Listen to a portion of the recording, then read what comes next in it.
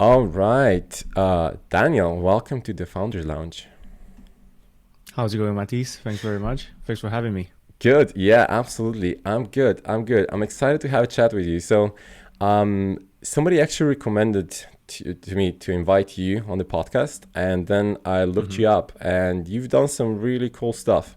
So you built this thing called LegitCheck, which was, and you grew it to 10 million users organically, as far as I understand, with zero ad spend. So that sounds really cool. And now your focus is on SaaS businesses. So really want to talk about how to start a SaaS business, how to come up with the idea, how to grow it, how to get traffic. I think that that's something that you're pretty good at. So yeah, man, excited to dive in. Absolutely. I'm just as excited. So, again, thanks for having me. And yeah, let's just jump right into it. Um, Before we start, two truths and one lie. Can you tell me Can you tell me two truths and one lie about your life and or business, and then we're gonna tell. I'll try to guess which one is the lie, and then we're gonna reveal that towards the end. So, are you guessing, but I'm not confirming it to you? And then we're doing that at the end. Exactly. Yes. All right. Let's see. Um, we have number one. So, I'll just, use a number for each one of Yeah. the three. Number one is we have 95% profit margin. Okay. Number two is we grew to 500,000 users in our first year. Okay. And number three is we were only 24 and 18 years old, myself and my co-founder, David. So yeah, that's one, two, and three for you. Well, they're all pretty wild. I know that at least one of them is true. Um, Man, that profit margin sounds insane. I'm gonna say that's a lie, but if it's not, let's see. If it's not, I want to talk about I'll, that. I'll keep my lips shut. So we'll keep that for the end. We need to, for anybody listening to this, you need to stick to the end to Yes. find out, I guess. That's the name of the game. All right. Nice. Cool. So, I mean, just let's just start at the beginning. Well, one of the first businesses that you built is LegitCheck, right? Which you talked about online quite a bit in the past. So I don't want to go too much into details about it, but can you just tell a little bit, like, what is that, and how did you grow it? Because it just grew massively in terms of the user count, right?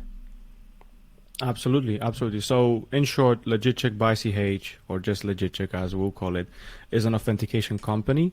Think of authentication for luxury items. So, I'm speaking here about maybe clothing, bags, watches, collectibles, sneakers or shoes, especially that kind of authentication. In plain English, we help people tell between fakes and authentics, or fake items and authentic items, to put it better. It is an expensive problem because when you pay maybe 500 or 5,000 in some cases dollars, you don't want to get the fake one because that's only about 1 to 10% of the value, and basically you're getting scammed. So what we do is, very shortly, we have a ton of guides. We've published more than 1 million words. Those are free public guides where people find out for themselves how to authenticate items.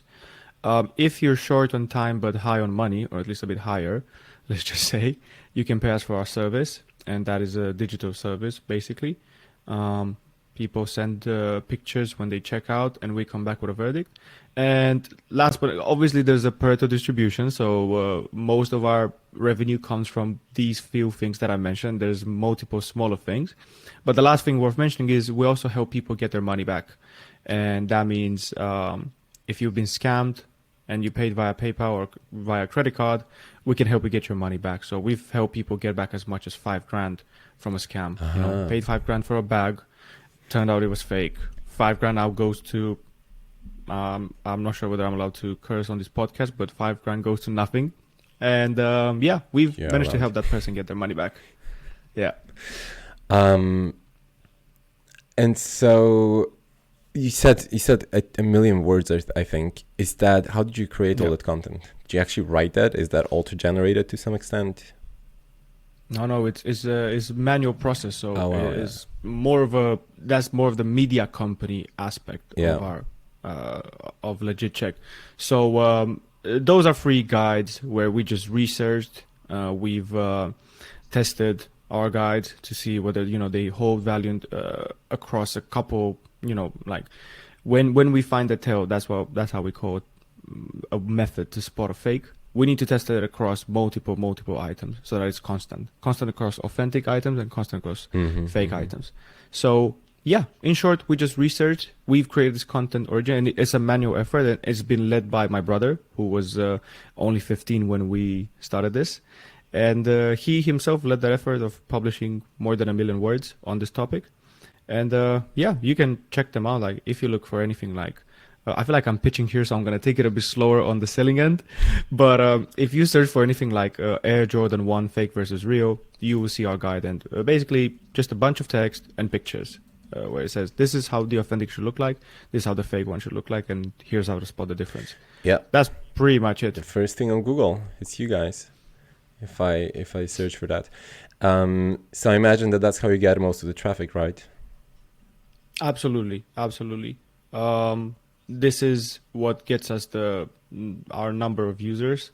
And it's, we can talk about market dynamics or stuff like that, but in short, yeah, mainly through search and mainly through word of mouth, because it is, people are connected. There's a weak viral loop in there where usually there's a buyer and a seller. So if somebody is looking for a guide, they might share it with their seller or with their buyer. So, but that's a weak viral loop there. Uh-huh.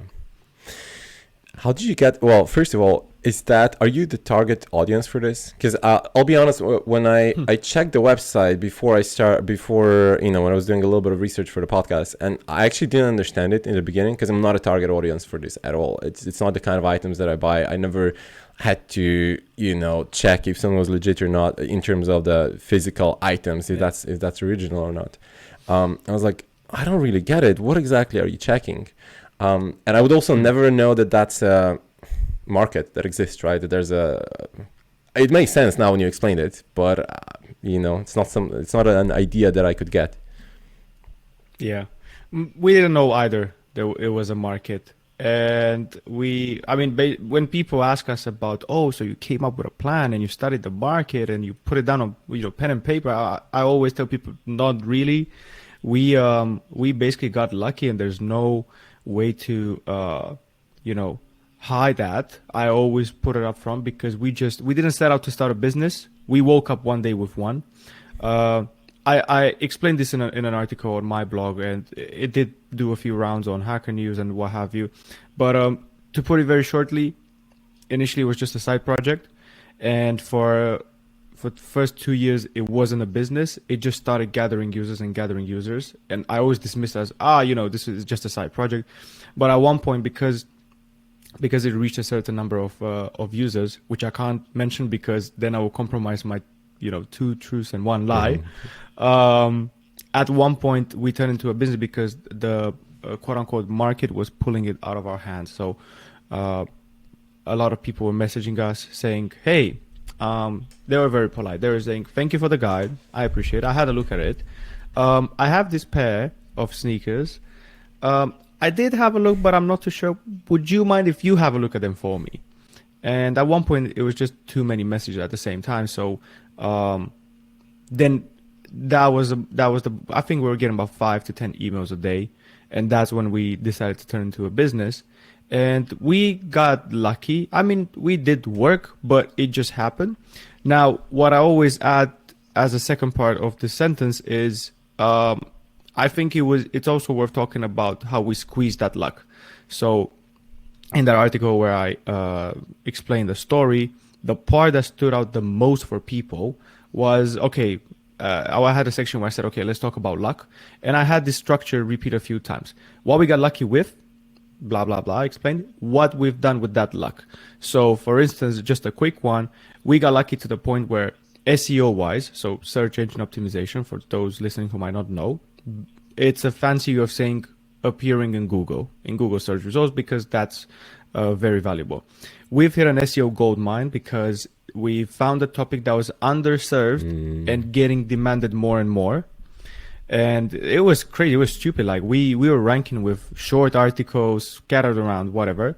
So we got lucky with that. But we've tried squeezing this lemon of luck, if that's if that's a metaphor. We tried squeezing as much as we could. So we learned SEO. We've learned what was doing that was working, and we doubled down it because I truly believe you can benefit from somebody else's luck if they're not squeezing it. So I think that's another way to look at the discussion, which makes you think, how many times are you getting lucky? But because you're not squeezing it, maybe somebody else is squeezing it for you, or you're just missing out. You might not even see it. But yeah, I went on a tangent there for a bit. No, it makes. I think that's actually a very good tangent because I've done quite a bit of SEO as well, and it's interesting how easy SEO can be if you find the right niche, right? If you find, as you said, if you find a market that's underserved, it can be really, really easy. While on the other side, if you go into something that's super crowded, it's like, man, good luck with that. It takes enormous amounts of time and effort and money at the end of the day. One thing that's really cool is like you guys just kept going for like 2 years or so. You said you were, creating the content, not really sure if that's, what exactly is gonna, if it's gonna be just a side project or is it gonna end up being a business. That's really good persistence. Like, I guess you must have seen some prize at the end, or was it just you just enjoyed preparing the content? Or I'll be honest, Matisse, I wish I was that smart. I wasn't. I mean, it would make for a great story. As I said, when I told friends and they were like, oh, you've seen and you planned.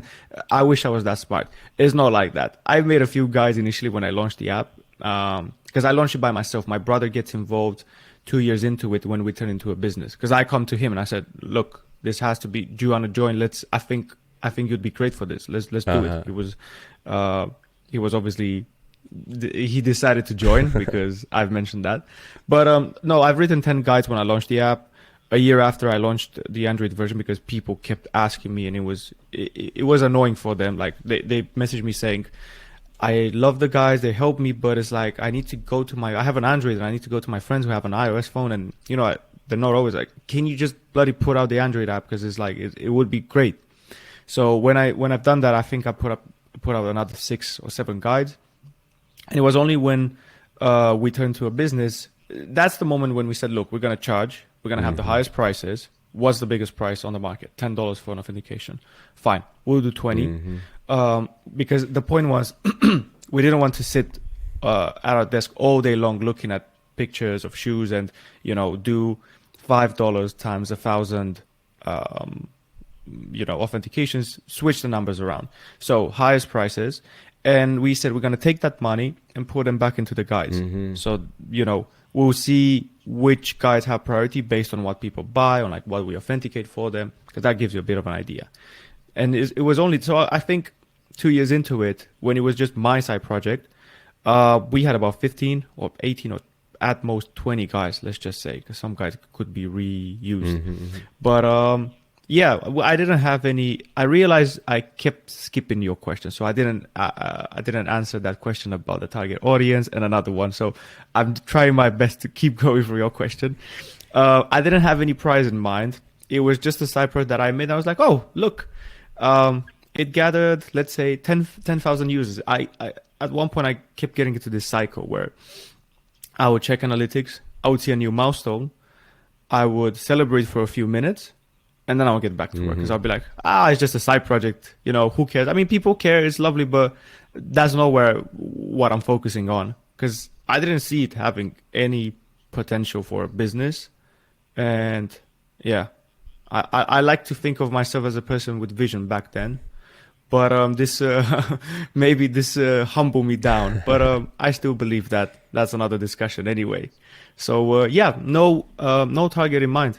It was just going and answering emails. Maybe that's what was worth noting about keeping on going, because it was people who were just anxious. We were getting emails from people saying, I can't sleep at night. I don't know if I got scammed or not.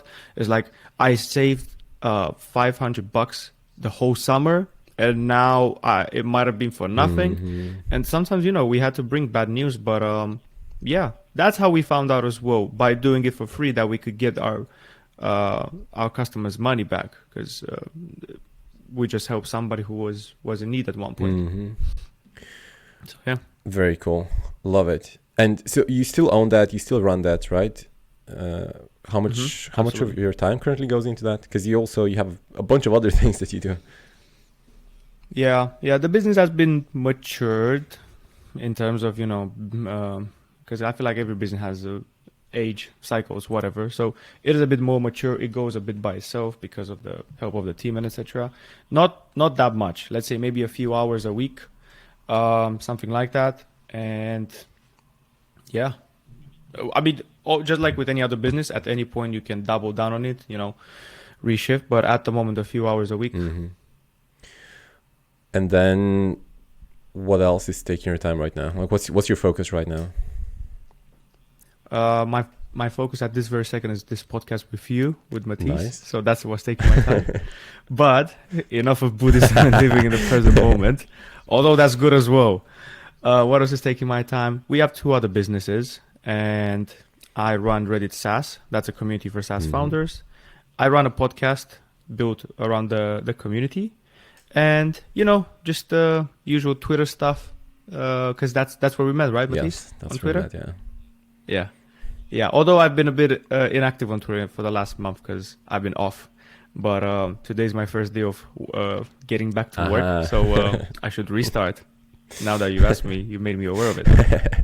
Yeah, Twitter is it's a bit of a double-edged sword, right? There's so much value in it. It's so cool. You can meet so many interesting people. You can learn so much, but it could also be a time sink. Like you can just spend so much time, scrolling through it. So, I tend to go a little bit on and off as well. Just sometimes just delete the app and take a break from it. Yeah, it's good. It's good to ping pong. Exactly. When you feel like the benefits might be outweighing the costs. Exactly. But yeah, I mean, it's business at the end of the day, and it might not be good to always be robotic about it or too objective about it, but sometimes thinking about the cost and the benefit makes you say, you know what, Twitter at this period in time might not be for me, or something else. So yeah,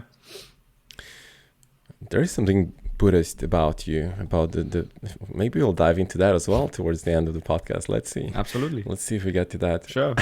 I love Buddhism. There you go. Yeah. Okay, I thought so. So the business that you're mostly focused on right now is Simple.ink, right? Correct. At the moment. So what is that? Yeah, Simple.ink.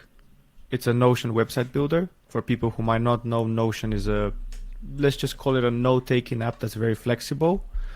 2 things you need to know about Notion. 1 is very flexible. Number 2, some people really love it. Like they're fanatics about it.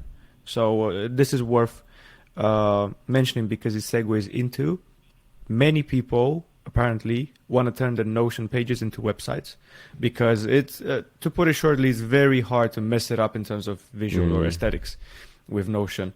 So people look at that and they say, you know what? I want a website out of that.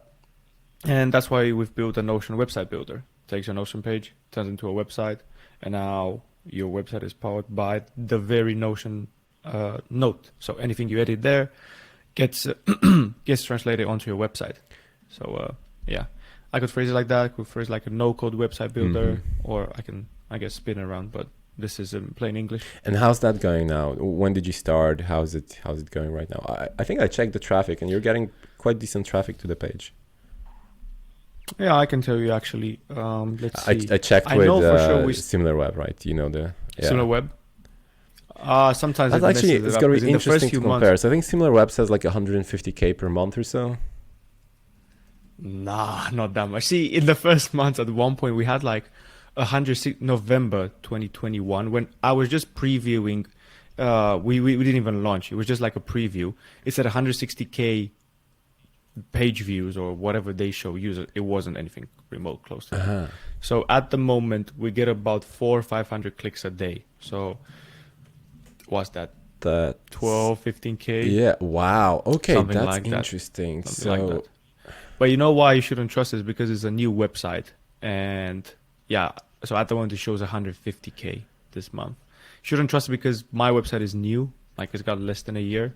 So I don't know exactly how they estimate those things, but I know that an older the website is, the better it kind of estimates. That's crazy. It's off by a factor of 10. I always thought that SimilarWeb is like reasonably reliable. I would say like, okay, 20% plus minus, sure, but 10 times more. It is, but for like bigger websites, like for legit, it's about right. We get 3 to 450k users a month, and at the moment it shows April 347k, which is about ballpark. Yeah. I don't even know exactly, but it is about that.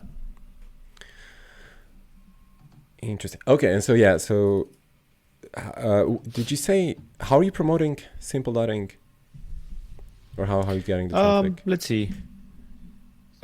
Search, but search isn't that strong of a, so the potential for search or SEO isn't that strong for this because we're basically reliant upon Notion. So, I mean, we grow with them, which is good, but not enough people know about Notion. But obviously, we've made a bet by building this company that Notion will grow, and we're, let's say, bullish on Notion. So, search.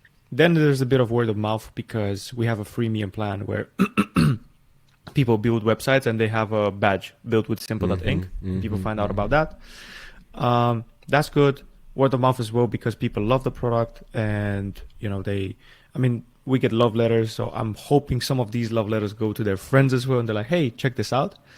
And besides that, Twitter helped. I don't want to overhype it because I think how should I put this? It's a different beast to try and build your product solely on Twitter. Some people can do it, some people can't. I myself, and I'm not killing it on Twitter, but I know I'm doing at least an average job there. I wouldn't rely upon Twitter by itself. So sometimes people sell this dream of, I'll build it on Twitter and it's building public and it's this and that. It's beautiful. It's amazing. But if it's your sole strategy, you might get slapped by the wrist of fate or Mother Nature, as I like to call it, because Mother Nature teaches you best.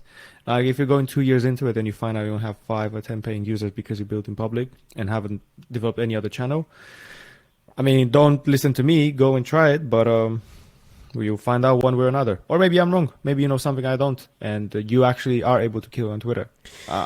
I just wanted to take that bit of a break to not be another person that paints this picture of Twitter as this dream. Although you're not selling a Twitter course, so that's why you're not saying that Twitter is the thing, right? Well, maybe I do, but it's just a reverse psychology thing.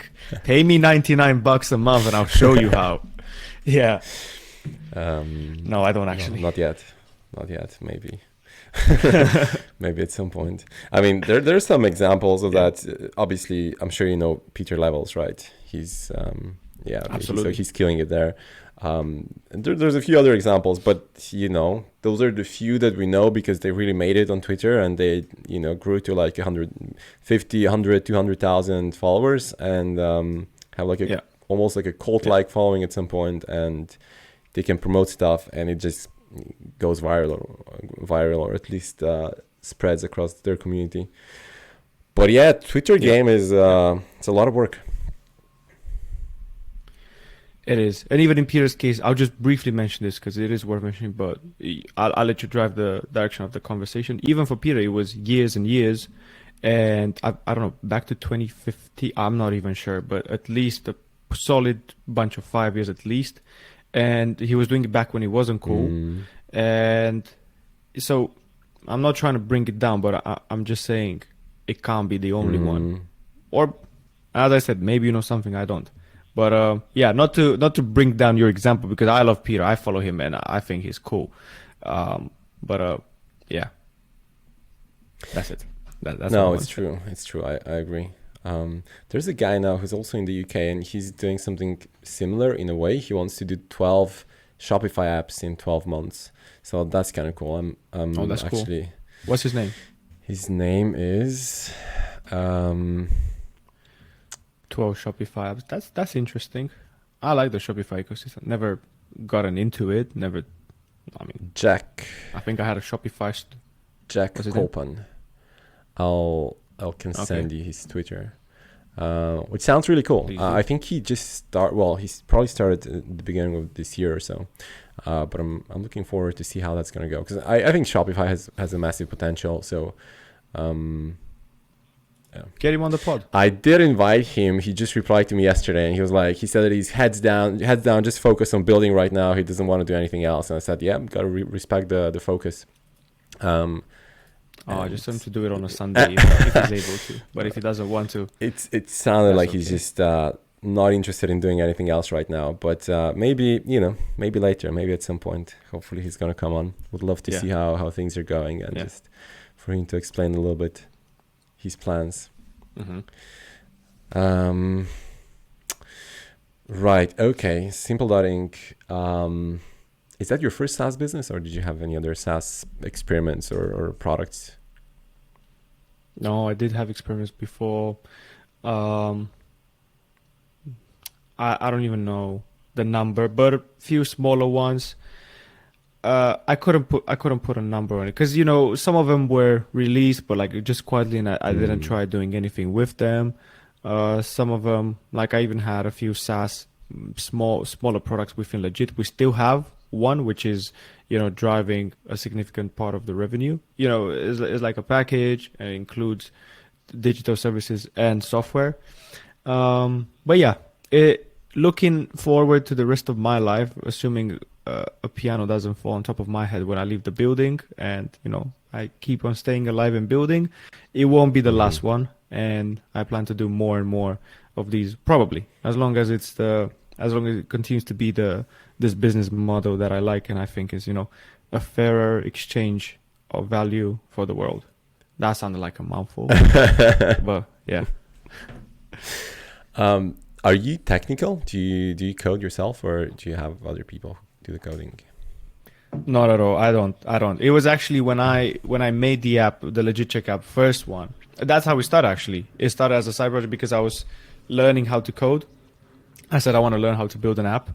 Started, got halfway through, and I found that I hate it. I love watching somebody code because it looks like art. It looks like it's flowing and it's amazing. But if I had to do it, I was just going crazy. But I don't know how I did manage to finish building the app because it was halfway through and I could have dropped it. But no, I'm not technical. So we just hire. And I am technical to the point where I have to know what's happening as a project and product manager, especially product. But that's about it. And, sometimes it helps because not being fully technical, sometimes I come up with solutions for the people I work with, and sometimes I get, oh, that's genius, you should be a programmer, you should be a developer, because I'm like, no, you don't get it. That's the point. I'm not becoming one, so I can see these things. But you're sweet. Thanks for the compliment. But yeah, so that's pretty much how it stands. Not looking to get technical at this point, but I did come from the world of design, so maybe that speaks to the that gives a bit more context. So you're like Jason Fried type of guy, so Jason Fried is a co-founder of Basecamp and Hey.com, and they're obviously extremely successful.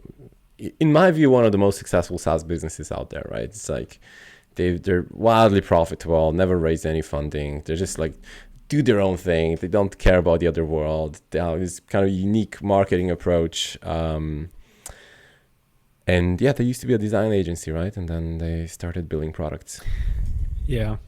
I love Jason, and I'll take that as a compliment because my answer is yes. I've had Jason on my podcast, and we're not friends. We're friendly, maybe. I don't know. He replies to my emails. That's about it. I think even friendly is too much.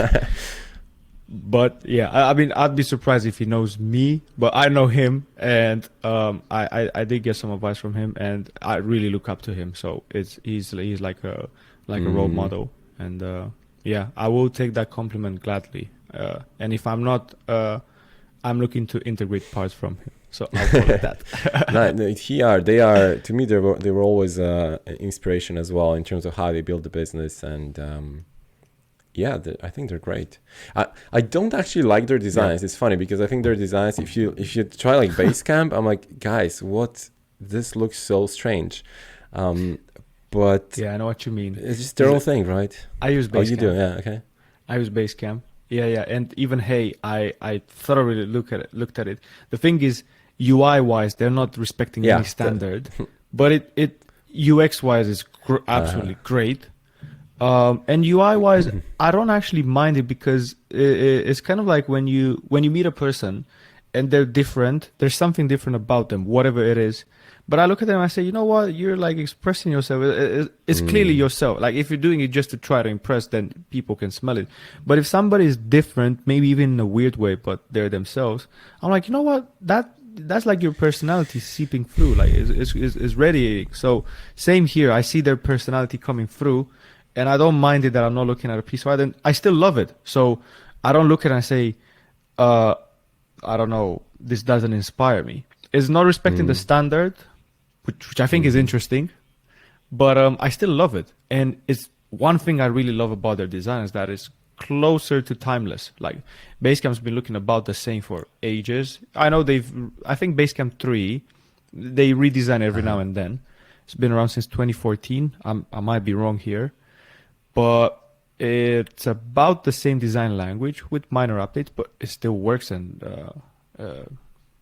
looks sweet even today. So that's really interesting. That's actually something I think about quite a bit because, I mean, you said if you are, you show your authentic design or, who you really are. And in a person, I also really appreciate it. I'm not just like, be who you are. I want to meet you as a real person. And I think I myself, I guess the older I get, the more I just try to really be myself, less of a whoever I'm supposed to be, but who I actually am, right?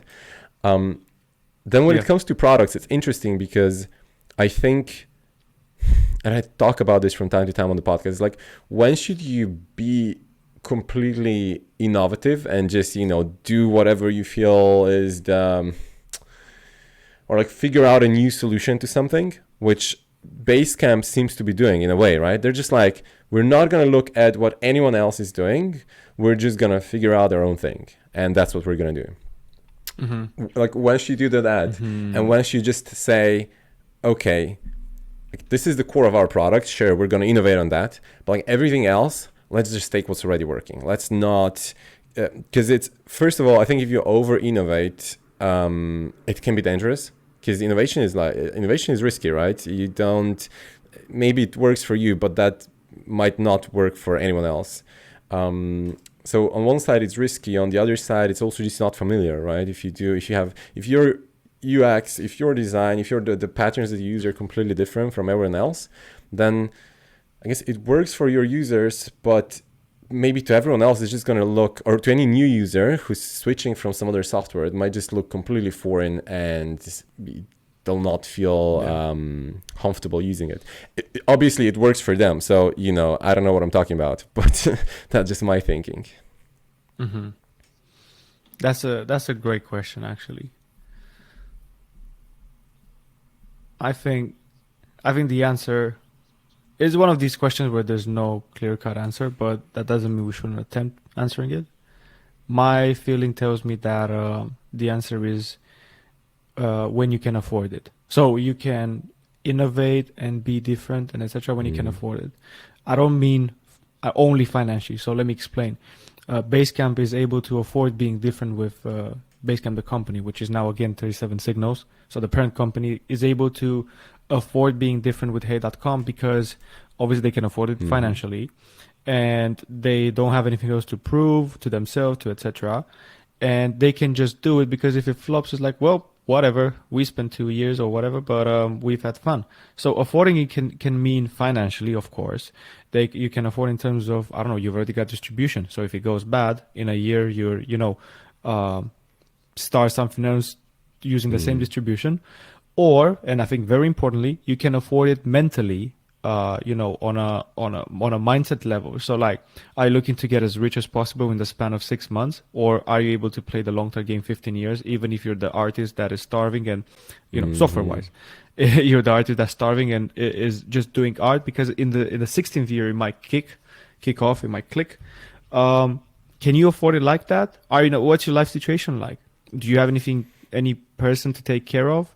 Because and there's no right or wrong answer, I have to say, in my opinion. I think it's pretty much about how you juggle these things in your life. So some people want to become billionaires by 20 something. Some other people don't really give a crap about that, and they're happy to go, just die without making a shit ton of money. And obviously there's many shades of gray in between. But I think you can innovate when you can afford it, and you can be bankrupt and have nothing on your CV and etc. You can still afford it. Is down to people. But when I say afford it, it's just a nicer way of saying, are you okay if it doesn't work? Because can you take it if it doesn't work? Because not innovating means you're piggybacking something that works. So, and we can talk about that when we talk about starting a SaaS and etc. But countless of examples where people just piggybacked on. I mean, countless. Most 99.9% of the examples out there are things where people are piggybacking on something. True innovation is super rare. But you made another point which I wanted to address, but I don't remember what it was about. I don't remember. But yeah, Basecamp basically was able to afford because they had a design agency back in 2002 or 4 when they started Basecamp, and it was going okay. And they weren't looking to. Basecamp was kind of this thing, not growing on its own, but they kept doing the agency thing for a year or 2 or 3 before they said, you know what, Basecamp is where it's at. And the same when they, changed Basecamp completely. They said, you know what, we're going to keep, and they still do to this day, Basecamp 1 and 2, which is software from 2004 and 2000 whatever. They still maintain it. So they're like, I think they said, you know what, if we release this new thing and it completely flops, and it can't really, but nobody guarantees it's going to be a major hit. We still have this user base that's still paying for this thing, which we're not maintaining anymore. But people to this day are using software from 2004 because they like Basecamp 1, not Basecamp 3 or 4 now, I guess. But 3 and 4 are in the same bucket. So they were able to afford it. And I've talked to, Jason likes his cars. David, his co-founder, likes his cars and whatever. But looking back at their history, I don't think they're really, to this day, they say we leave hundreds, or maybe tens, I don't know if hundreds of millions of dollars on the table because they charge $99 per month flat, unlimited users, and they don't charge $8.25 per user, have that inbuilt expansion revenue and etc. That is money left on the table, but it's a choice they made because they can afford it. And they want to afford it mentally for the mind space and what have you. Because when a big customer goes away, when an enterprise customer goes away, it's just another $99, not a contract worth I don't know how many digits. That's also true. They're very interesting. Another point on innovation that just occurred to me when you were talking is I think it's important to also figure out what actually kind of works for you, what kind of person you are. Because, if you look at Basecamp, well, clearly being completely innovative or completely rebellious and just doing things in their own way, it clearly works for them, right? They've made it work. They seem to have good sense for innovation or whatever, good skill, good, I don't know where it boils down to, problem solving, empathy, whatever it is, taste. And some people don't, right? And if you don't, then maybe let's not try to over innovate. Let's just, take what already works. I don't see myself as a super innovative person, right? I prefer to see what already works and take that and just use it in a different context or try to build on top of it, right? Improve it a little bit. But I would suck at just trying to completely rethink something and say, I'm going to do it completely differently. I don't think it would end well. Yeah, but it's, again, I don't think there's a correct and wrong answer because it's like back to staying true to yourself. If you know that, that's great because being an innovator is a bit of a curse. It's like being an innovator like Jason and David, comes with a lot of curiosity, a lot of appetite for risk. They had that 1.45 product. They sunsetted everything except Basecamp. And that, I don't know how much it hurt them in the long run, but I can tell you, it's pretty safe to say that in the moment, it didn't feel fantastically great. Or maybe by the time the decision came out, it was, but not when they were realizing it. I think it came with calm, but it would have been great in a parallel universe to have them all working and flourishing. So being an innovator is a bit of a curse because we only hear about the ones that made it. And Jason and David are great examples, but I'm sure you can ask them that luck and whatever. It is that discussion again. So knowing yourself like that maybe helps because they went really deep because they are like that. It turns out like they found out really deep on their tunnel of innovating and whatever label we want to put on it. But there's plenty of people as well that went really deep on their tunnels, which sometimes it means going from 0 to 1, innovating. Sometimes it means Yeah. going from 1 to N, to quote Yeah. Peter Thiel's book. So I guess you get an edge, you get your edge when you're true to yourself like that. And I'm preaching it, but I'm young, so I'm still exploring that. I don't. I found this out by doubling down, but I feel like there's still a shit ton more to learn. 100%. Always, right? Okay, so speaking of innovation and ideas and so on, let's talk a little bit more about SaaS, right? So that's been your focus in general right now. You're running the, as you said, the SaaS subreddit as well. You have a podcast about SaaS businesses. Yeah. You write about SaaS businesses and so on and so forth. So I wanted to talk a little bit about how, and there are a lot of people out there who want to start a SaaS business. I think especially among technical founders, that tends to be quite a popular desire to start a SaaS. So I wanted to talk a little bit about how to start, and just from the first steps, how should we do this? Should we just go from like, where do you even get an idea, and then how do you build it, and then how do you launch it, and then how do you grow it? I'll start with just a few quick bullet points of why you should listen to me, because I feel like if I was listening to that, I would be like, well, okay, like people got already here, they've listened to the story, but I think it's worth mentioning that, one, I've built a few SaaS products, and there's people who know this better than me, so always look out for another opinion, disclaimer. But I built a few. I had a few that flopped. I spent a few hundreds of thousands, just wasted into building stuff that nobody wanted. So I got my scar tissue. Sorry for interrupting. So probably in 2 or 3 episodes from now, I'm going to have a guest who just spent $1 million on a failed SaaS product. So they kept building. It cost them just below $1 million. And then in the end, they shut it down because they said, well, it's not going to work. They have other products. They have like a successful agency, and it's going to be interesting. We haven't recorded it yet. So we're recording, I think 2-3 weeks from now. So hopefully the pod is going to be live in about a month or so. See, they have an agency, so they innovated when they could afford it. Back to the though. previous point. But yeah, it is. But I don't know if that agency is making 100 million or $1 million a year. So it's like, anyway, listen to that episode as well, for sure. Cool, sorry, continue. Yeah, no worries. So yeah, I've got my scar tissue to prove it. Other people have it too. So I think sometimes it's worth listening more to the failed stories than the ones that work, because you can find the ones that worked everywhere, and they have a bit of an incentive to be spun around. Not always, but worth knowing that. What else? Oh, and the SaaS subreddit. So I've been running this for a few years now. I think 4, something like that. And besides my experience, I kind of read almost everything that gets posted there. So I did read a lot of literature, so to speak, in the field. That said, I don't know it all, but whatever, enough with the disclaimers. So you were talking about, let's start with what? With number 1, the idea, or like deciding what to build.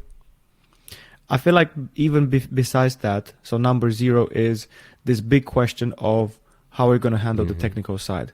So some people are technical, they can code, but I guess the question is worth asking, how well can you code? Because you will need a bit of a diverse skill set here. And if you don't have that, that's okay. You will need a mix of time and money. Some people have enough money to just hire for the technical side. Some people have the ability to raise money to hire. That's a path as well.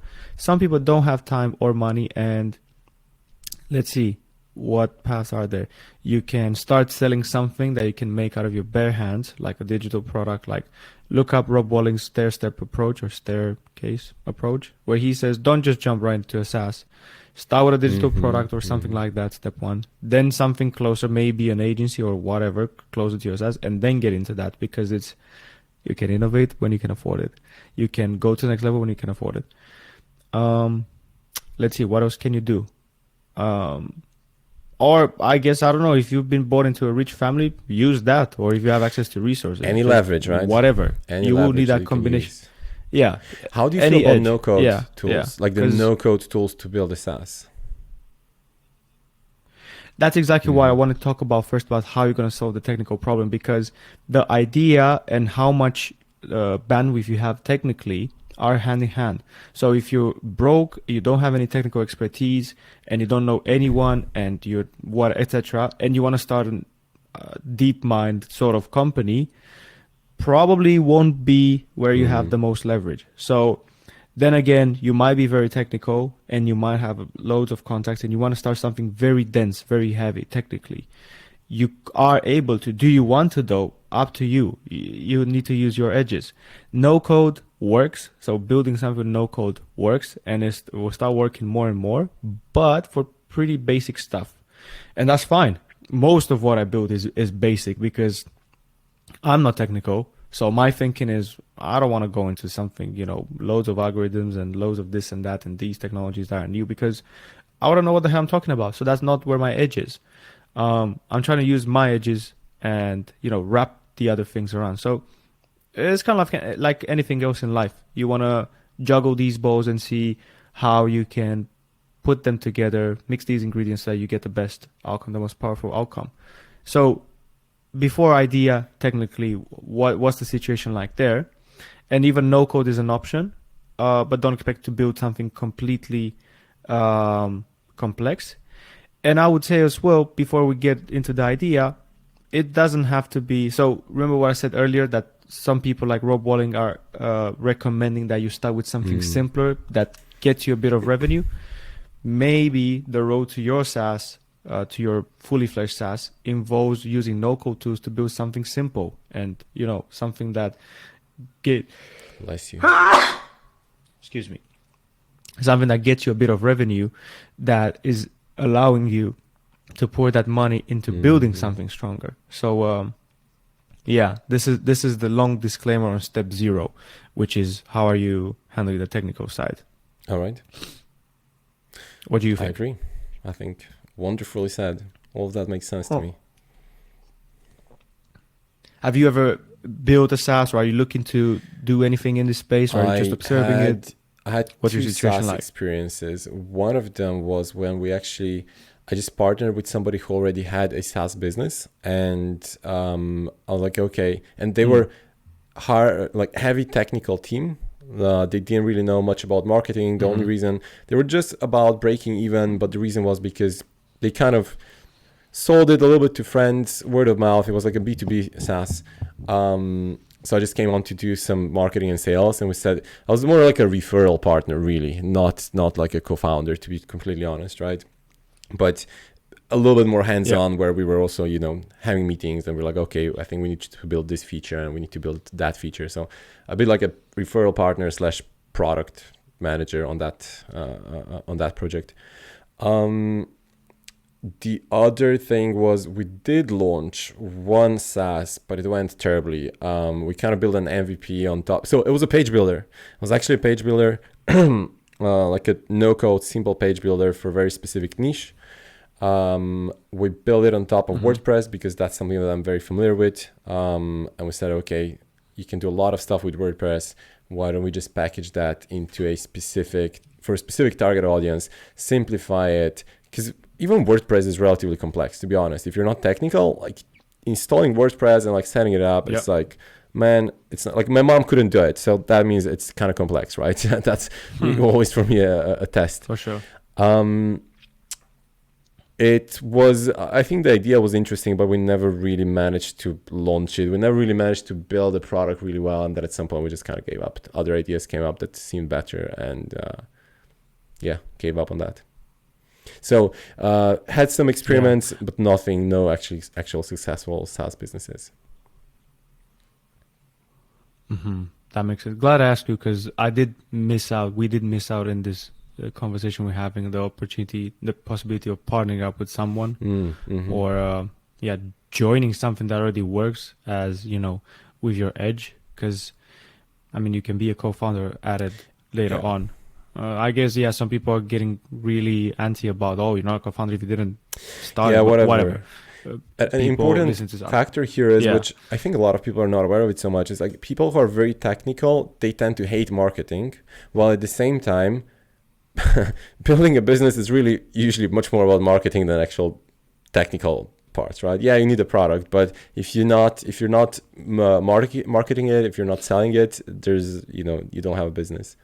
So it's really important for those two. I'd say that's true.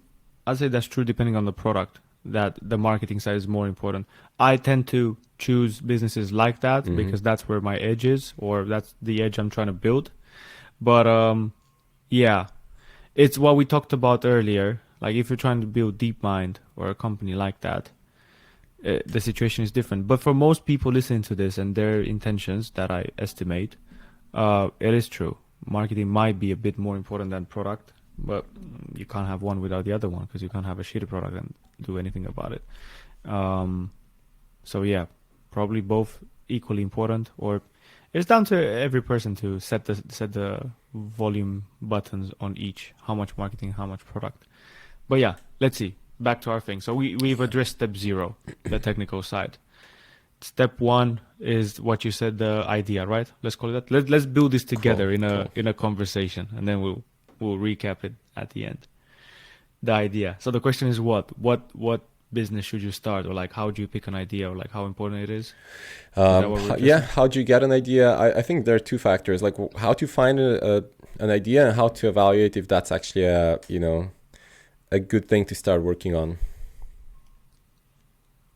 Yeah, 2 things, and I want to insist on the first one. Is what we talked. Number 1 is what we talked about earlier on innovation.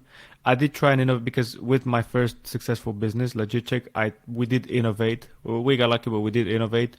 We've created this mini industry, and then by default, I kept trying to do that. And at one point, I realized, you know what, this is a bit of more of a lottery game, because it's like, I did get lucky on the first one, but like how many times can you get lucky in a row? And as I said, if you can afford it, if you're looking to do only that, if that's what feeds your soul, by all means go for it. But number 2, the one I'm insisting more on, is of course building on top of something that already works. And most of the businesses out there are built, I'm not saying you should clone or replicate something, not at all, because you will need your edge. And although you'd be surprised, because there's so many, I see these last few years, so many copycats, but regional copycats, like DoorDash for India or whatever. And that's just a classic example. So I guess even that works. I even started seeing stuff like actual cloud businesses built just for, the Middle East or a certain area, and they are killing it. That's what Rocket Internet is doing, right? You know them. Who's that? Rocket Internet. It's like a startup. How do they call it? Startup incubator or startup, I don't know, launch business. They're based in Germany, and they're pretty massive. And all they do is they just take businesses, huge businesses, or like very successful startups in relatively early stage that work really well in either the US or Europe. And then they copy that in Africa, Middle East, Asia. I think that those are the 3 main markets. And they just figured out how to copy something extremely fast and how to scale it extremely fast. And if it doesn't work after the first few months, they shut it down. And they've learned how to, there are some regional specifics always, right? In terms of communication, in terms of branding, in terms of just language, payment methods, etc., etc. So they've really figured that out. And that's all they do. I have no idea how they're doing right now, but they probably built, 50 businesses or so. Some of them very successful, some of them not at all. But pretty interesting. Yeah, for somebody starting out just now, this might not be, it might be a bit controversial, because like when you do something like this, you need a few edges, and of course you will need the edge of experience. Maybe I guess you can even later on, or maybe even early on, I don't know how many edges you've got, hire somebody from the original company, like from the Uber that you're cloning locally to do that. But we're just starting out, so we don't want to overcomplicate it. Go on. No, yeah, I agree. Yeah, so most likely you would be helped by picking, and the reason why you're picking something that already works, or at least aspects, because this is really what it's at. You're picking up aspects of something that already works, is because you want validation. You want to save yourself the time. You're paying with the fact that you're going to have competition, or you're paying with the fact that you won't have maybe the first mover's advantage or whatever. But depending on your personality, most of the time it might be a trade worth having. Then we need to talk about market dynamics as well. And, we're discussing in a podcast, which is, 2-hour discussion or however long this will be. But at the end of the day, you will have to apply all these things out there. And maybe some of the stuff that I say will resonate with you. Maybe some won't. Maybe you have to do your mistakes. Maybe I'm putting out, advice that with mistakes I haven't integrated within myself. But I think it's still a conversation worth having.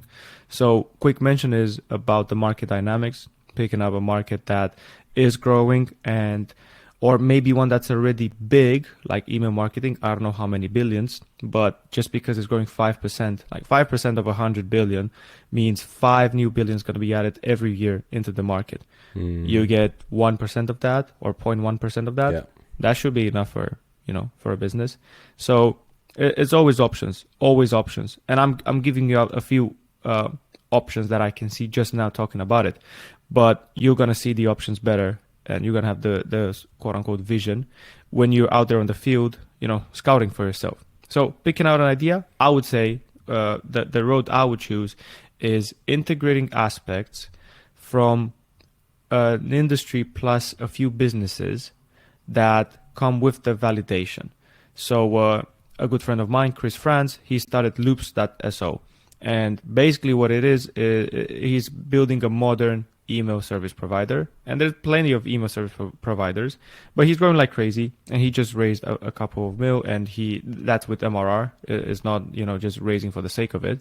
And I know he's doing a great job, and you could look at it and say, okay, it's just another email service provider that integrate the Notion like block text editor, content building experience and a few other modern things, but it's enough. Or you could look at somebody like Flowdesk. Flowdesk is just another email company, so to speak. But I can spin it and say they've built it for SMBs and it's this and that and it's word of mouth. But let me just put it this way. I think in their first year, they grew to, was it 5 million ARR? I know they were at 15 million ARR in 2.5 years. And what I can tell you product wise is that they've taken again, it's very reductionist, but it's for the sake of understanding. I actually rate them since I'm talking about it. I love them. But you could say that they've looked at MailChimp, they've taken the email builder and they made it modern and, aesthetic and adapted it to SMBs. And that's how they've gotten to this. And it's one of my favorite stories.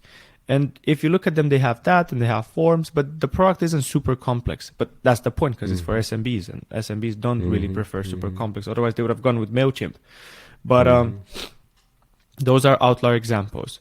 Caveat, they spent a year, I think literally a year building the product, and they had some very nice things lined up, like a very good referral program and unlimited emails for $39 a month and a few USPs.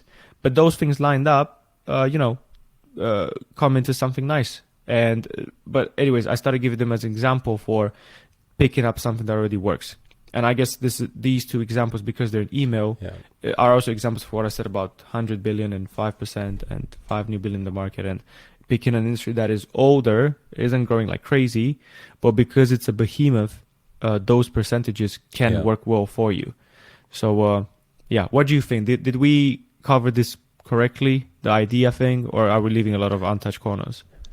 No, I agree. Yeah, I think it's much better to go into an existing market that's a big market and especially in the beginning, build a niche version or a specific version of something that you already know that works. Because it's, as you said, it's a tested thing, right? You know that chances are pretty high that it's going to work, because otherwise it's just the risk factor that you want to keep in mind, right? Something, if you go into a tiny market or creating a new market, it's so hard and it's so risky, right? It can cost you so much to educate the new market, to educate the customers about why they need this kind of solution. Yeah, it's really hard. You could do it, but again, it depends on what you want. I'm not looking for that anymore, because at one point I said I've already done it in my way enough to feed my ego, because I feel like it is worth talking about that. Maybe that's what you want to do for your ego. People say kill your ego, whatever. I feel like it's more about taming it and integrating it, but it doesn't mean you should act as if it's not there, I feel like it's kind of like a beast. If you tame it, you could work with that. And maybe you do want to, as part of your legacy, you want to say, I've invented something. Doesn't matter if it's small or big. I mean, if you need it to be big, if you need to be Elon Musk level of innovation, then well, good luck with that. That's a bit of a big appetite, and you're gonna have to grapple with that. See what you can do about it.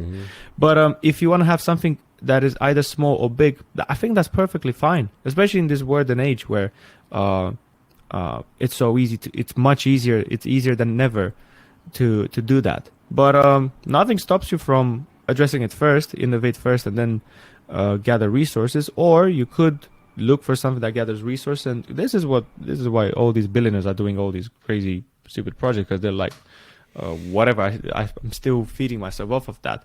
But yeah. I just want to end with another example because I realized I've given 2 email examples. Somebody that's familiar with me, Saba from Vid.io. Vid is an online video editor. They've grown, let's see, if I remember correctly, 1 million ARR in their first year.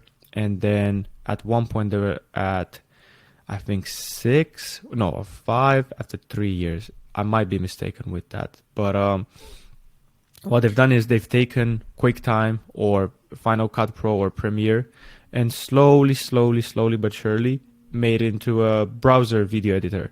And that's not a fantastically new idea, but I can tell you the validation was there, and it's obvious in hindsight. When they started, they didn't say, oh, look at this, and just what I said at the beginning with my story, sit down with pen and paper and market analysis and whatever.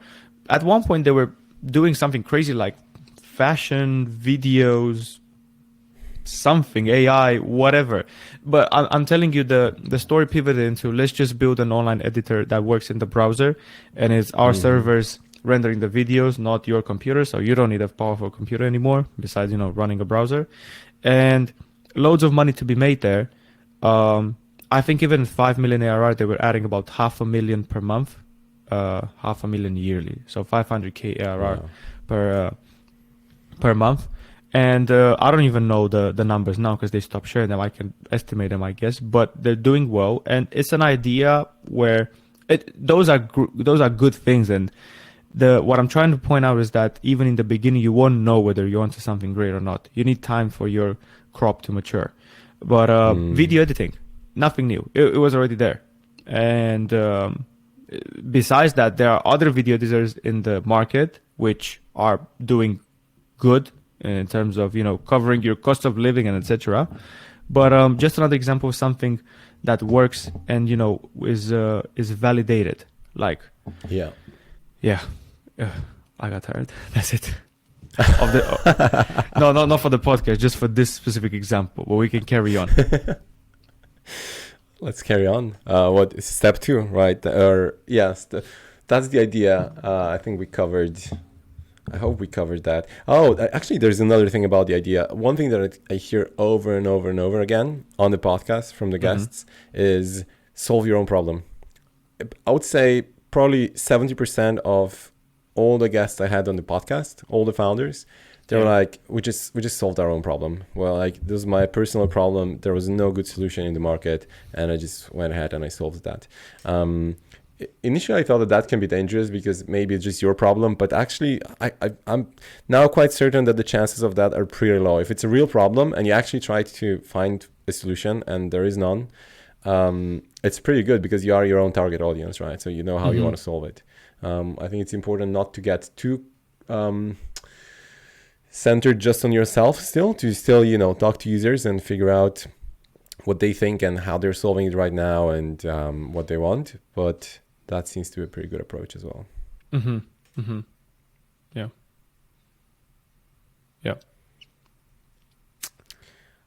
All right. That's about it. So then let's what's second step? Next Build step. it? Or what's the next step actually? Not necessarily building it, right? Probably not yet. Could be building it. Could be like there's no recipe. But yeah, some people jump right into building it. Some other people, I would say, this is a bit more pragmatic. Try to look for this validation. So you're already picking up some validation from the market, the industry, like video editor. Like there's already Final Cut and QuickTime, no, not QuickTime, what's the name? Whatever, iMovie, blah, blah, blah. But now you're looking at that validation applied specifically to what you're building or to your user, better put. So in the next step, what I would do is I would obviously shape the idea, try and decide what I'm looking for, but don't overthink it, because even if you're starting on the wrong foot, you will know how to pivot faster. So I wouldn't overthink it, and it's normal to overthink, but like this, the faster you realize, the more time you're saving. Pick anything and just start talking to possible users. Pro mode would be trying to pre-sell it. So sell pre-orders, basically. Say, hey, if I build this and that, look, I'm gonna charge this much. How about I give you, pay me for a month or two, and I'll give you a full year for free, or whatever goodies you want to put in there. The reason why you want to do this is because when people are taking out their wallet and giving parting ways with their money, that's the best sort of validation you can get. Pay attention to, I guess, your parents and close friends, because that could be a bit deceiving. But if you get strangers, I mean, somebody close is fine as well. But if you get complete strangers parting ways with their money, that's the best kind of vote. People vote best with their money, not with their words, because it's easy to say, yeah, I would buy that and blah, blah. But unless they part ways with their money, I wouldn't truly believe them. And I guess even then, as I said, it could be close friends, but it's business. There's no nothing that is 0% risk. So at stage 2, what I would do is I would put up something that helps them get an idea. Maybe if you're technical, I guess maybe something completely simple, fantastically simple, that works. But I wouldn't do that because I'm not technical. What I've done with Simple.ink is I've made mockups, and not even a prototype where you click and it goes to that and that and that. No, I've just made up a few screenshots. I made them up, and it looked like it gave the user the idea of how it would work. And I said, this is what I'm building. Are you getting it? Not really, because, okay, edited that to make it look like it makes a bit more sense. Are you getting it now? Yeah. How would you feel about it? Well, it's this and that. Okay. So instead of you spending 50 grand into building the product, you're trying to estimate your future a bit better by talking to people and seeing what, it's down to their imagination. But then again, you also haven't spent 50K into developing a product in a few months. So it's a give and take. I would speak as much as possible with users and try and get their, it's called feedback. Yeah. Feedback is a bit of a wide word, but I would do that. And as I said, if you are able to pre-sell it, then it's even better, because then you're getting an even stronger, I guess, set of validation. If you're not getting it, then good news. You haven't spent.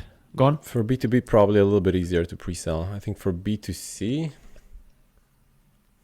hard, in my opinion. Yeah, I try not to think of it like that. B2C, because there's also prosumers, something in between, which is closer to B2C in my head. But that's just how I think of it in my head. Like, if you don't think of it that way, you're not missing out on anything. Okay. Pre-selling to B2B, it depends. Depends on how big B2B is, because if it's enterprise, I know nothing about that, so I won't speak to it. But if it's more SaaS companies, yeah, obviously, because they have a bit more money and they're willing to spend it if it's something valuable. Yeah, it's a good point you're bringing up. Some people are saying don't ever go into B2C because it's a different beast. I would tend to agree, although I don't agree with my behavior, because Simple, I think, is for prosumers. In between B2B and B2C, but more towards B2C. We also have B2B customers, but LegitCheck is B2C, is mainly consumers. So try it and see it. I mean, that's a bit of bad advice, because everything I say could be summed up with try it and see it. But yeah, step 2, maybe establishing the validation for what you're building. And you might have to be stuck at step 2 for a bit of a long time, but think about it this way. If you're stuck at it for 6 months, you're saving yourself 3 years of actually building, getting depressed, wasting all that money, maybe being broke. I don't know your financial situation. So if you're dwelling here, it's fine. It's better to dwell a year here to save yourself 10 years, I would say. And when I say dwell, I don't mean procrastinating. I mean dwelling to the point where, you know what, I've been trying 3 or 4 ideas and I pivoted them, or thing is, the mistakes you're doing here are cheap. Maybe you're doing the mistake of starting an email thing, and then when that doesn't work, you start something that is, I don't know, like a note-taking app, and then a weather app, and then so it's completely different stuff. And that's a bit of a mistake maybe, because you might want to pivot based on what you find, unless you generally don't find anything and you want to completely revamp it. But how many times do you want to revamp it? So the mistakes you're doing here are cheap. It's like getting a cheap loan. You're not paying that much interest, and the interest here means time, money, energy, and screw it, maybe even your mental health, most likely. So yeah, mistakes here are quite cheap. Do them as much as you can, and try your best. Talk to people, because at one point you might not be able to see your own mistakes. But once you have that validation, and I don't think you should fall in love with that. Like, it won't be like Nirvana. It sounds a bit like Nirvana because, oh, people are pre-ordering my stuff. And no, you're still scared shitlessly every night in a way. Not truly, but like you're like, is this what it is? Because this and that. And I can always think, like, when you're deeply into it, when you don't know just the surface story, it does feel like that. You just get a bit more of a push from behind. It's like an invisible hand pushing your back forward. And you're like, well, at least I've got this reason to keep on going on this idea. I still don't know, but let's find out. That's when you get into step number 3. And yeah, let's see. Have we wrapped up number 2 completely, you think? I think so. Yeah. Cool. Yeah. Step 3. At step 3, I will start building it. It is my case, and you see how many ramifications there are to this story. And I missed that ramification about maybe partnering up with somebody. So this is, of course, rough lines. But at step 3, usually what I would do is I would start building. Because in my situation, it isn't me building, and my edge is on building. I'm trying to build this edge within myself to build distribution. That would be my edge. Because this is my situation, the second product starts being developed, I start working on distribution. And I mean, I've even done it before that, but that was my risk. That was my something I've calculated. Yeah, product gets developed, and over there we get into a cycle where anything that gets built has to be validated first, I would say, because again, you wanna estimate your future as much as you can, and you can't fully, but that doesn't mean you shouldn't try. So supposedly at step 2, you have estimated your initial set of features because or your initial problem that you're solving, because you have been talking to users, and then it's more of the same. Well, that gets built. But look, same person, Chris Franz from Loops, I mentioned him earlier. He suggested at one point that you put up your sign up button, but when you click that, people get sent to a Calendly link, and they need to manually set up a kind of like Superhuman, if you know the story. But if people don't, that's fine. It is what I'm saying now. People have to schedule a Calendly, like a Zoom call, like a video call, and he onboards them one by one. That's in Chris's scenario where he already had the product built, but I feel like you could do that even earlier. You could say, look, we'll show you a demo, we'll show you around, and maybe you can even pre-sale at the end. This sounds scary, and it's easier to say because it takes me a few seconds to use my voice and say that, but it's it's for the people listening to take down, and for myself as well. Like, when I get into that situation, I put it down on paper. It takes a few seconds to write, but then I meditate on it, and I'm like, well, okay, it would imply this and that, and a few seconds on paper means hours and hours in practice, but that's work. So I was giving Chris's example because he did that when the product was ready, but I feel like you could do it even before, or as the product gets built. I have friends who do that, and I feel like, again, they're buying themselves time. They are spending a month to buy themselves a year off of a mistake. It's kind of like insurance in a way. It doesn't make that part of your brain tick, that part that makes you say, oh, I'm making progress. I can see visible stuff. It doesn't make it, which is why it's so hard, which is why nobody does it, or very few people do it. But if you are able to conquer your monkey brain and circumvent that momentarily thing, day in, day out, because it's a daily thing, it pays off dividends in the long run. Loads. Because, as I said, you're buying yourself time. So, yeah, product gets built. As it's getting built, show it to users. At the same time, people are usually maybe putting up an email list, like a sign-up link. what I've done, for instance, is with Simple.ink is we've made listicles. No, not listicles. Sorry, lists like Notion or Airtable list. Like let's say 100 plus no code resources, 50 plus no code app builders, blah blah blah blah. And then I share them on Twitter. And to this day, it's still generating emails because we put them out for free. You need to pay, quote unquote, with your email to get them. And we've gotten, I don't know, 5,000-6,000 emails based on that. Wow. But obviously you need to be mindful about it because you want to get the right audience. So in my case, first one of the list was 50 plus website builders or SEO resources. My thinking was I'm building a website builder. If people are looking into SEO, probably they, have a website because not everybody, but like a good percentage of it is like a good audience. So now I have that, gathering people's interest, and you want to be respectful about it. I've written that in an article, this whole strategy.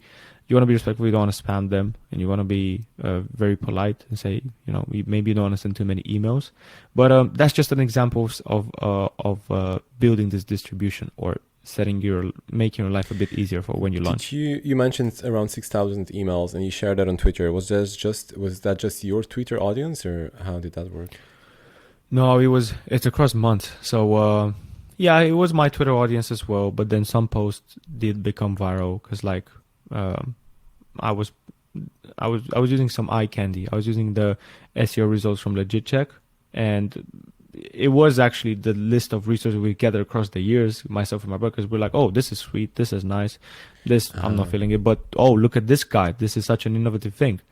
So maybe you have some eye candy, maybe you don't, maybe you only if you gather only 500 emails, that's fine. You're launching your product with 500 emails, you've got 500 people to talk to, and you help them. They might want to spend 10 minutes with you on a video call because they're like, you know what, I've gotten your list of 50 plus what should we say, email, newsletter, strategy building courses or whatever. And you're building something for email. So they're like, whoa, sweet. Sometimes they even reach out to you. They're like, oh, the list was so helpful. And then you can ask them, do you want to spend 10 minutes with me? Because I'm building this. I'd love to build it for you. Like, if you spend the time with me, I'll literally build it for your needs because I'm looking for people like you to like it. So it's like, some people will give out their time, some won't, depends on life priorities. But if you're building for somebody's needs, that could be a point of validation. But yeah, what was the point we were making? Gathering the first emails to then. Yeah. Well, we're talking about building. I was saying building. So it's two ramifications: building the product and building the distribution. That's what I would do. Right. Yeah. And then should we stop here with this step? I guess because it starts to get more and more complex and more fuzzy. We should actually do a part 2 for this. We should wait for people's reactions and we have them say, yeah, but you haven't covered that and you haven't covered that. And what about this and that? That's a good point. Love it. Yeah. So everyone who's going to be listening until this point, just, write a comment, send me a message, whatever you want. And we can do part 2 at some point and just dive into those questions and maybe other aspects of beyond the building part and from there beyond growth and so on and so forth. I mean, I think the final thing that I would touch on a little bit is the actual launch, right? So I guess in using the process that you explained right now, you'd probably just launch to your distribution list that you built. Yeah, doesn't matter. Launch doesn't matter as much as it feels like, because it's like one of the top reasons for procrastination and like top reasons for getting scared. I'll make everyone's life easier. Launch doesn't matter unless you're Steve Jobs and you're doing hardware, but nobody gives a shit about that. Like that was like 2010. Of course, it could help, but if you're scared shitlessly about launch and you overthink it and you're like postponing and no, it has to be, doesn't matter.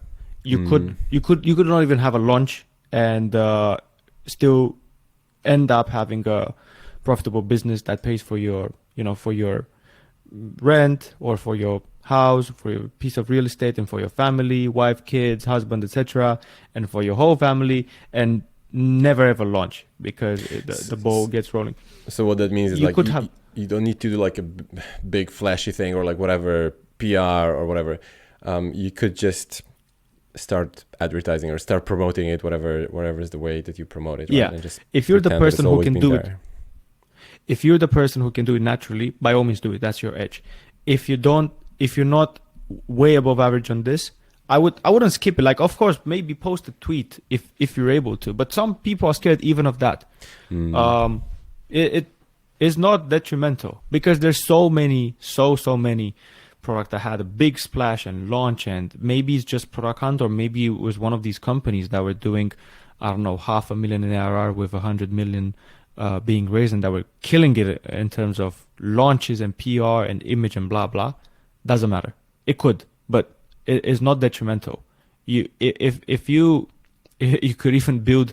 What's the opposite of building public? I guess building private.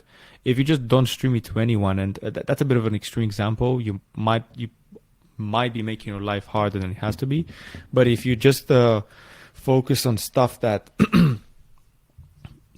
keeps on giving, like, I'll just pick SEO, but there's other things as well, and you never have a launch, you basically get all that traffic from search, and it's not wise, but you could do it without ever launching. So that splash, not detrimental. Yeah, that's pretty much what I have to say. But it might be worth spending a few minutes, but it is in the list of priorities, that in the list of things that have an impact on your business, launching isn't up there. I suppose what you can also do is, you can actually have the product already out there and just call it, I don't know, it's beta or whatever, and, get some traction going, and then do the official launch. It's like, okay, now we're live. When you feel, the reason why I'm saying that is because at that point you maybe feel a little bit more comfortable with it. It's like, well, okay, it's already out there. The users are using it. I got some positive feedback, so it's not as scary anymore. But you could get some, you can get some traffic. You can get some buzz going, right? If you manage to hit a pretty high spot on what's it called again, Product Hunt or some of those other pages, it definitely can bring in some traffic and potentially some paying customers, right?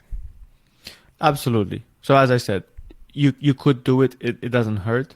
But if it is affecting you in any way, okay, don't ignore it. Like, don't be so sensitive so as to, if it gets you like 1% negative emotion, I'm not doing it. But if it scares you shitlessly, and you're postponing, you're wasting all that time you bought yourself by talking to users and etc. Is detrimental. So back to what we were saying about Twitter at the beginning of our conversation, cost and benefits. If launching has its own benefits, but I'm saying the benefits aren't as big as, the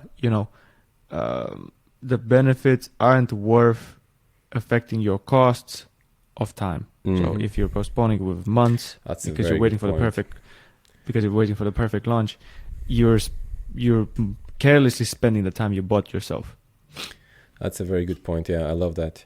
I think one point that I would touch on is, I think many people think that's just, well, no, let me put it differently. I've seen a lot of products, especially SaaS products, where the person launches and then the product dies because they don't know how to promote it from then on, right? It's like the only thing that's like the obvious thing is like, okay, we're just gonna post it on Product Hunt or whatever in some community on wherever it is, right? Facebook, Reddit, whatever it is. And then it's like, okay, but now I don't know how to continue with that. What do you think? So, one method that you mentioned before is just creating some kind of content, posting that on Twitter, and then getting customers through that. Like the content that you mentioned was like a list of tools or whatever it might be. What else do you think works well here? Obviously, there's a lot of caveats, right? It depends what business you're in, depends what market you're in. Maybe a better question is, what do you have experience with, or if you have any general advice? After the product is ready, I'm ready to start getting customers, but I'm not really sure how to start getting traffic. Yeah, I do have general advice here because, as you said, it depends, and I hate saying it depends, but it is true. And I think it's understandable. The general piece of advice is the following. There are a couple of things you could do. There's only a handful of things. Like, you could try and, categorize them, like I guess, email marketing, and then it's dark social and blah, blah, blah, blah, blah. Doesn't matter. What matters Where's is dark social? Did you say dark social? yeah, it's like stuff that gets shared on messages like WhatsApp, Messenger, That's called Snapchat. dark It's stuff that you social. can't track. It's a fancy way of saying stuff you can't track, Cool, but ignore it. It sounded fancier than it needs to be. Like I've overcomplicated it. I was just giving out examples of how you can, Yeah. you could categorize them, but it won't help you. Yeah. Or maybe it would, but not as much.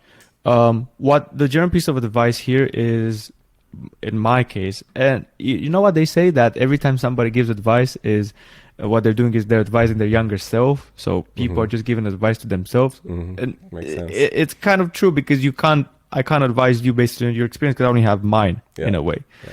But what is worth saying here is that there's only a handful of things you could do, big buckets, I would say.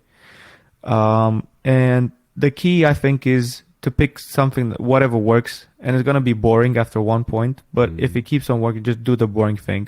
And instead of looking for the next shiny object in terms of marketing channels or distribution channels, I guess what you could do is put your head down, just like the guy that didn't want to come on the podcast because he's building 12 apps.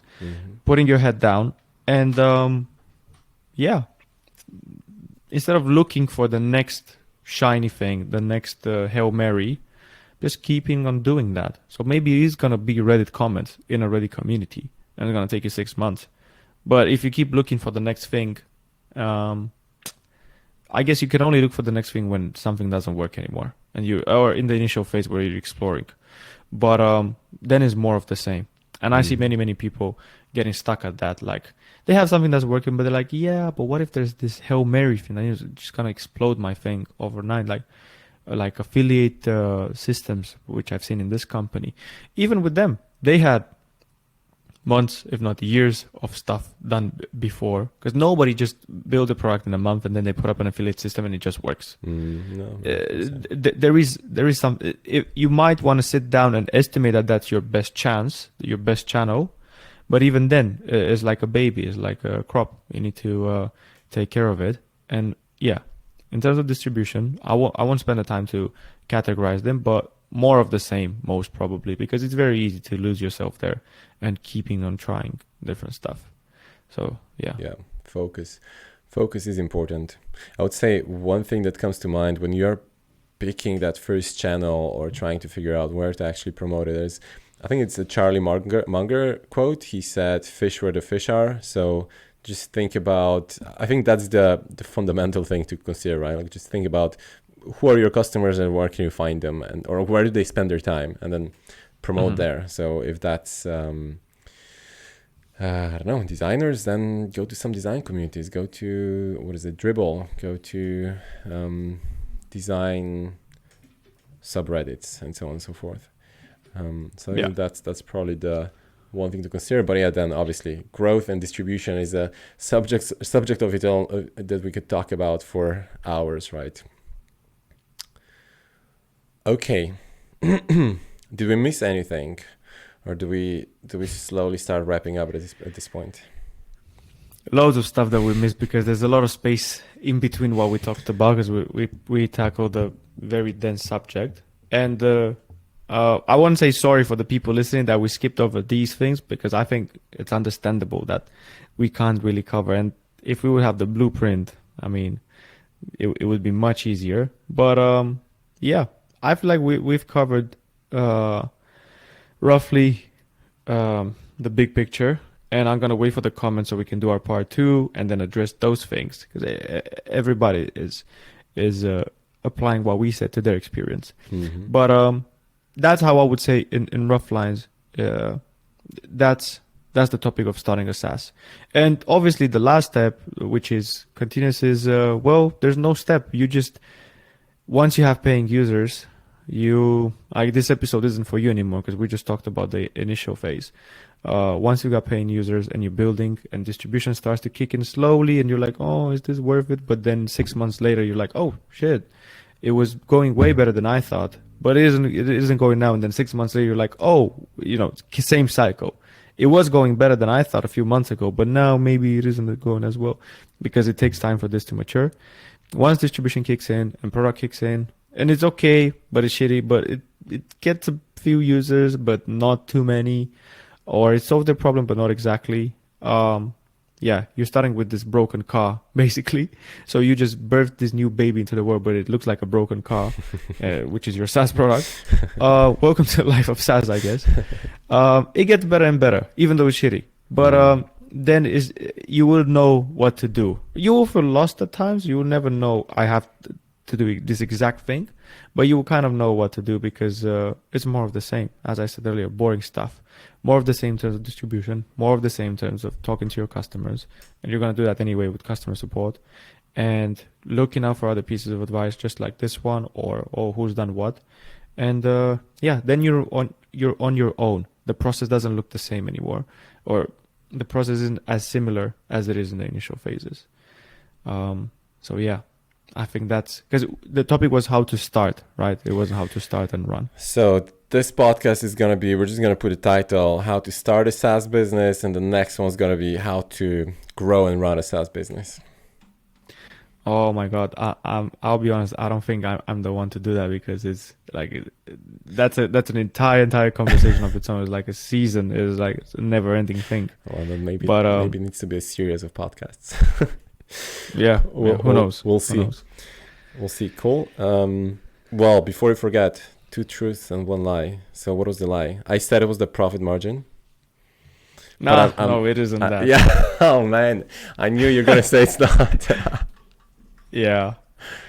So what was it? 24 and 18. That was correct.